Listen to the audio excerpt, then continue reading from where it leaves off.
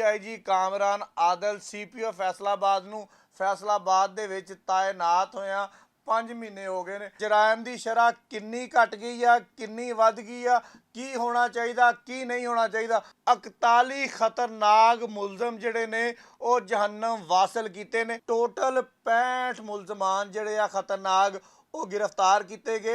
यह कारकरदगी है जनाब सीपीओ फैसलाबाद की सिर्फ 5 महीनों के विच। पुलिस मुकाबलियां तो बाद डकैतियां चोरियां राहजनियां की तादाद जिहड़ी कम हो गई। तांदले वाले पुलिस मुकाबला आया, झुमरे पुलिस मुकाबला आया, उस तो बाद नशाताबाद की हदूद पुलिस मुकाबला आया। सीपीओ फैसलाबाद जनाबे लिए उत्थे पहुंच गया। फैसलाबाद डकैतियां हो रही, खून रेजी हो रही है, कतलो गारत हो रही है। कट्टे वच्छे बकरियां भेडां गावां मोटरसाइकिल बसां ट्रक जेड़ी जेड़ी शै लभी आ वो जनाबे लिए सीपीओ फैसलाबाद ने अपने हत्थां नाल जाके उन्होंने मुतासरीन के हवाले की। हर जगह के उपर कालियां भेडां उस तरह होंदियां वा। सीपीओ फैसलाबाद ने इस वास्ते भी एक थौड़ी रखी हुई है जनाब। अस्सलाम वालेकुम। अच्छा जी, जिथे असी रोज़ अदारियां दी खामियां दसदे हैं, जिहड़े अदारियां दे विच असलाह होने की जरूरत हुंदी आ वो अपनी असलाह कर भी लैंदे आ।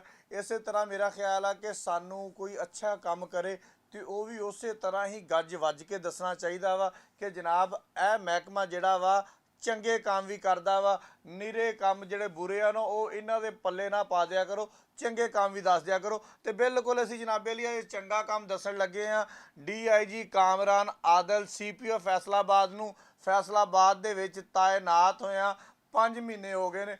5 महीनों दे विच उन्हां दी कारकरदगी की रही आ, उन्होंने की कीता वा की नहीं कीता, सारी गल खोल के आपां तुहाडे अगे रख देनी आ। फैसला तुसी कर लेना वा कि जराइम की शरह किन्नी घट गई आ, किन्नी वध गई आ, की होना चाहिए, की नहीं होना चाहिए। अगर कोई होने वाली गल होई तो आपां वो भी दसांगे कि सीपीओ साहब यह तुहाडे करन वाला काम है, यह कर लो। तो जिहड़े तुसी चंगे कीते आ वो असीं अवाम दे अगे रख दिंदे आ, फैसला अवाम ने करना वा। डीआईजी कामरान आदल नूं जनाबे अली 5वां महीना हो गया जी फैसलाबाद दे विच तायनात होया सीपीओ। तो उन्होंने 5 महीनों के दौरान 66 पुलिस मुकाबले जिहड़े ने उहदे विच 41 खतरनाक मुलजम जिहड़े ने वो जहन्नम वासल कीते ने। यानी कि 41 बंदे जिहड़े ने पुलिस मुकाबले जिहड़े असली होए ने उन्हां दे विच मारे गए ने। जदों कि 41 ही जिहड़े मुलजम सीगे गिरफ्तार होए जख्मी हालत दे विच। 24 जिहड़े आ पुलिस मुकाबलिਆਂ ਦੇ ਵਿੱਚ वैसे यानी कि इंज करके पुलिस ने फड़ ले। टोटल 65 मुलजमान जिहड़े आ खतरनाक वो गिरफ्तार किए गए 66 पुलिस मुकाबलिਆਂ ਦੇ ਵਿੱਚ। ਜਦੋਂ कि जनाब एक फैसलाबाद पुलिस का जवान जामे शहादत नोश कर गया इन्हां मुकाबलिਆਂ ਦੇ ਵਿੱਚ। 4 पुलिस एहलकार जिहड़े ने वो जख्मी होए ने। यह कारकरदगी है जनाब सीपीओ फैसलाबाद की सिर्फ 5 महीनों के विच। 66 मुकाबलिਆਂ तो बाद जिहड़ा जुर्म का ग्राफ सीगा जिहड़ा इत्थे सीगा हथ मेरा कैमरे चों बाहर निकल जाना वा वो ग्राफ जनाबे अली इत्थे आ गया। यानी कि पुलिस मुकाबलिਆਂ तो बाद डकैतियां चोरियां राहजनियां की तादाद जिहड़ी आ कम हो गई। कुछ इलाके होणगे, मैं यह नहीं कह रहा कि जनाब दुध दियां नहरां बहन लग गई, शहद दियां नहरां बहन लग गई, बिल्कुल इस तरह नहीं हैगा। लेकिन कुछ इलाके ऐसे हैगे जिथे हले भी वारदात हो रही है। लेकिन इन्हां 66 पुलिस मुकाबलिਆਂ तो बाद डाकुआं नूं भी बड़ा सोहना पता लग गया कि जनाब फैसलाबाद के इलाके दे विच डकैती करांगे तो डीआईजी कामरान आदल आप डंडा लई फिरदा, उन्हें जनाबे लिए आप आके डांग चक लैनी है। बड़ी साफ और सीधी जी गल आ। नहीं यकीन आंदा तो पिछे फोटोज लगी हुई है देख लो।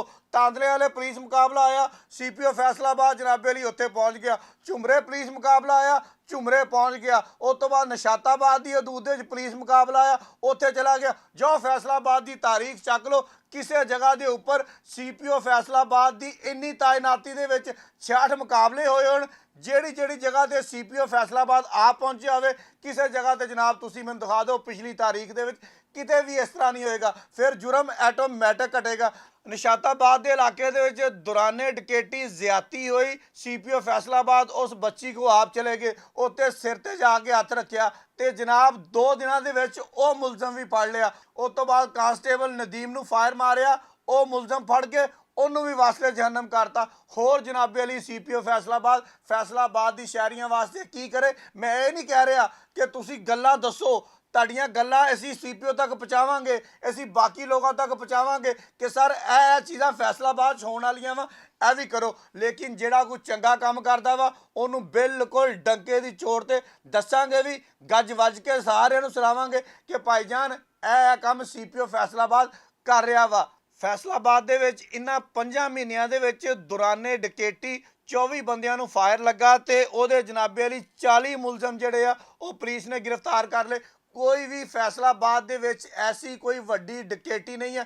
ਅਸੀਂ ਬਹੁਤ ਰੌਲਾ ਪਾਇਆ ਕਿ ਫੈਸਲਾਬਾਦ ਦੇ ਵਿੱਚ ਡਕੈਤੀਆਂ ਹੋ ਰਹੀਆਂ, ਖੂਨਰੇਜ਼ੀ ਹੋ ਰਹੀ ਆ, ਕਤਲੋ ਗਾਰਤ ਹੋ ਰਹੀ ਆ, ਲੇਕਿਨ ਇਸ ਟਾਈਮ ਤੱਕ ਕੋਈ ਇੱਕ ਸਿੰਗਲ ਕੇਸ ਕਮੈਂਟ ਸੈਕਸ਼ਨ 'ਚ ਆ ਕੇ ਕੋਈ ਬੰਦਾ ਦੱਸ ਦੇਵੇ ਕਿ ਇਹ ਕੇਸ ਰਹਿ ਗਿਆ ਵਾ, ਵੱਡਾ ਕੇਸ ਸੀਗਾ ਔਰ ਇਹ ਰਹਿ ਗਿਆ, ਇਹ ਹੱਲ ਨਹੀਂ ਹੋਇਆ। ਕਿਸੇ ਵੀ ਕੇਸ ਤੇ ਆ ਜਾਓ, ਕਾਂਸਟੇਬਲ ਨਦੀਮ ਸ਼ਹੀਦ ਹੋਇਆ, ਉਹਦੇ ਡਾਕੂ ਉਹਦੇ ਮੁਲਜ਼ਮ ਫੜ ਲਏ, ਡਕੈਤੀ ਜ਼ਿਆਦਤੀ ਹੋਈ ਉਹਦੇ ਮੁਲਜ਼ਮ ਫੜ ਲਏ, ਸਭ ਤੋਂ ਵੱਡੀ ਵਾਰਦਾਤ ਹੋਈ ਉਹਦੇ ਮੁਲਜ਼ਮ ਫੜ ਲਏ, ਗਾਟਾ ਵਾਲੇ ਜਨਾਬੇ ਵਾਲੀ ਵਾਰਦਾਤ ਹੋਈ ਉਹਦੇ ਮੁਲਜ਼ਮ ਫੜ ਲਏ।